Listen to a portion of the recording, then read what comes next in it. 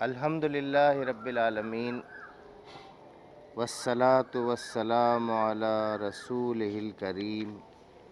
وعلی آلہ واصحابہ اجمعین۔ سورہ یوسف میں ہم یہاں تک پہنچے تھے کہ عزیز مصر کی بیوی نے اپنے گھر میں اپنی سہیلیوں کو بلایا، کیونکہ حضرت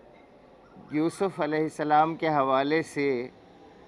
جو شہر میں چیمگوئیاں ہو رہی تھیں، اس میں اس عورت کے خلاف یہ بات کی جا رہی تھی کہ یہ بڑی نادان عورت ہے، اس نے ایک غلام سے جو ہے وہ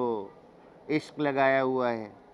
تو اس لیے اس نے بلا لیا تمام اپنی سہیلیوں کو، اور گھر میں جب وہ پھل کھا رہی تھیں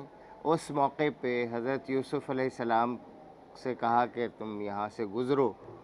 اور جب انہوں نے حضرت یوسف علیہ السلام کو دیکھا تو بے ساختہ وہ چھری اور پھل بھول گئیں، اور ان کے ہاتھوں میں بھی کٹ لگے۔ ان کی محویت کا یہ عالم تھا حضرت یوسف علیہ السلام کو دیکھ کر، لیکن ان کی زبان سے بے ساختہ یہ نہیں نکلا کہ یہ کتنا خوبصورت اور حسین لڑکا ہے، نوجوان ہے، کتنا گورا ہے، ہائے کتنا اچھی اس کی ناک ہے، ہائے کسی نے کچھ نہیں، سب نے بے ساختہ یہ کہا کہ یہ تو کوئی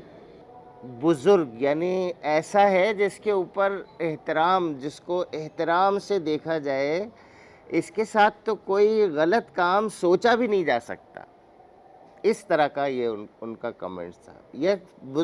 بزرگ فرشتہ ہے۔ لیکن اس کے بعد بھی ہوا کیا، جبکہ ان عورتوں کی گواہی بھی یہ تھی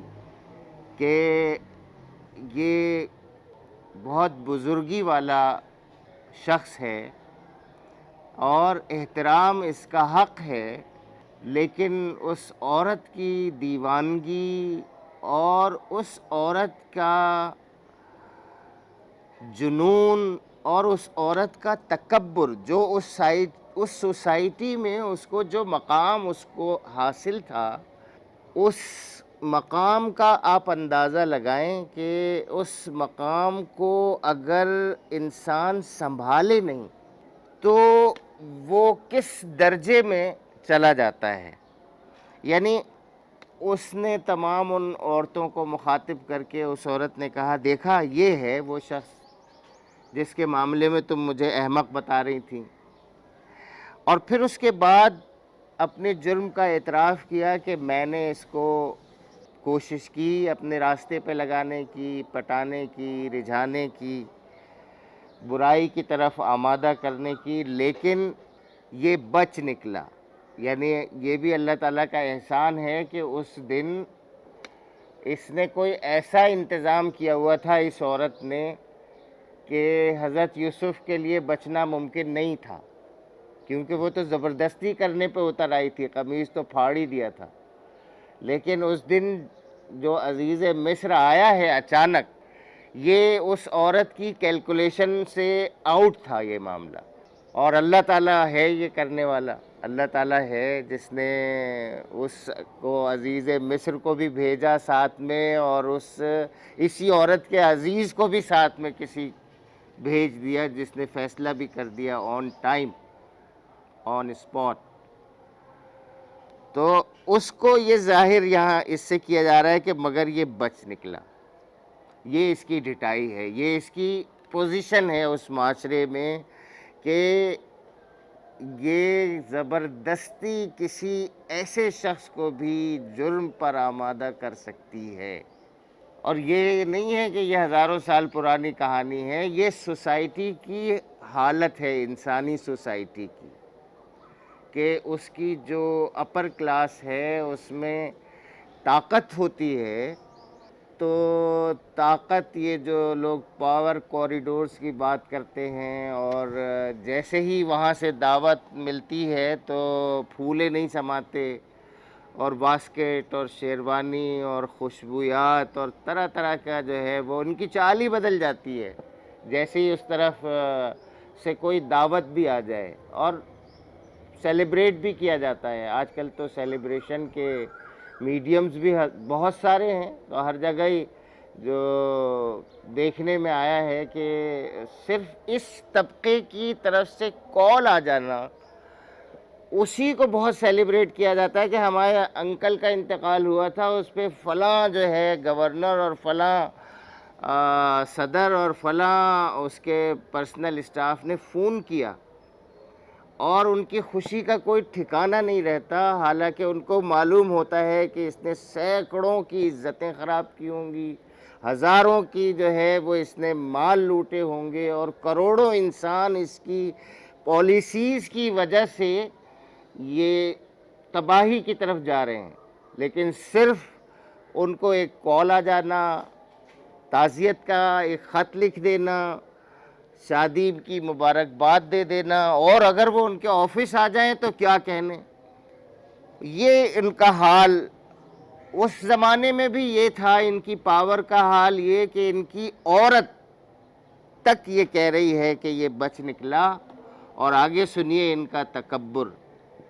اگر یہ میرا کہنا نہ مانے گا تو قید کیا جائے گا اور بہت ذلیل و خوار ہوگا. اب آپ اس کی تہ تک پہنچ سکتے ہیں اس جملے کی, اور اس جملے کی ادائیگی کتنی پرانی ہے, اور آج جو کلاس ہے بالکل سیم, اس میں کوئی فرق نہیں ہے.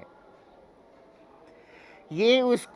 کو سمجھانے کے لیے یہ بات کہی جا رہی ہے. یہاں یہ بات جو ڈاکیومنٹ ہے وہ کیوں ہے, تاکہ آپ اس کو پڑھ کے اپنے سوسائٹی کو سمجھیں, اور اس میں یہ طے کر سکیں کہ آپ کا رویہ کیا ہونا چاہیے. حضرت یوسف علیہ السلام کے لیے یہ بات جو تھی یہ چیلنج تھی. اب یہ آپ قرآن مجید کا اعجاز دیکھیں کہ کتنا مختصر انداز میں پوری کہانی بیان کر دی ہے آگے کی,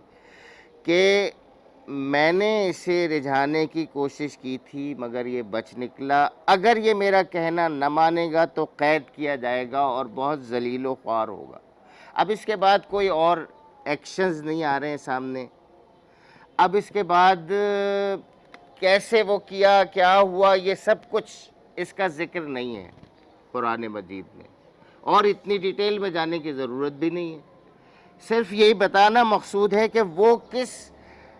نہج پہ پہنچ گئی تھی اپنے جذبات کے اعتبار سے, اپنے اقتدار کی جوش میں کہاں پہنچ گئی تھی, کیا اس کے فیصلے تھے, کیا اس کی لینگویج تھی. اور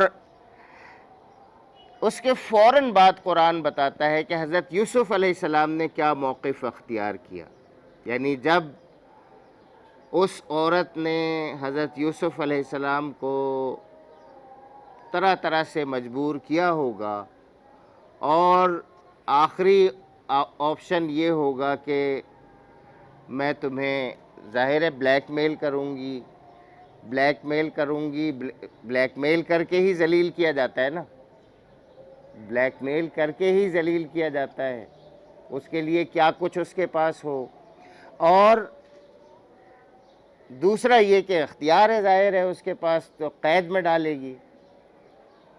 یہ دونوں چیلنجز یا دونوں سزائیں جب حضرت یوسف علیہ السلام کے پاس آئیں تو حضرت یوسف علیہ السلام نے کہا کہ اے میرے رب, قید مجھے منظور ہے. یعنی اس موقع پر اللہ تبارک و تعالیٰ سے ان کی مناجات ہے, ان کی دعا ہے, اور ان کا عزم ہے. انہوں نے اس موقع پہ یہ کہا اپنے رب سے کہ قید مجھے منظور ہے بنسبت اس کے کہ میں وہ کام کروں جو لوگ یہ مجھ سے چاہتے ہیں, اور اس میں کسی بھی درجے میں حضرت یوسف علیہ السلام اپنی پاک دامنی، اپنی خواہشات سے، نفس سے بالکل پاک ہونے، اپنے سبوح و قدوس ہونے کا دعویٰ نہیں کر رہے، کہہ رہے ہیں کہ اگر اے میرے رب، اگر تو نے ان کی چالوں کو مجھ سے دور نہیں کیا، نہیں ہٹایا، تو میں ان کے جال میں پھنس جاؤں گا، اور اگر میں ان کے جال میں پھنس گیا تو پھر میں جاہلوں میں شامل ہو جاؤں گا۔ اس کے رب نے اس کی دعا قبول کی اور ان عورتوں کی چالیں اس سے دفع کر دیں۔ بے شک وہی ہے جو سب کی سنتا اور سب کچھ جانتا ہے۔ پھر ان لوگوں کو یہ سوجھی کہ ایک مدت تک کے لیے اسے قید کر دیں، حالانکہ وہ اس کی پاک دامنی اور خود اپنی عورتوں کے برے اتوار کی کھلی کھلی نشانیاں دیکھ چکے تھے۔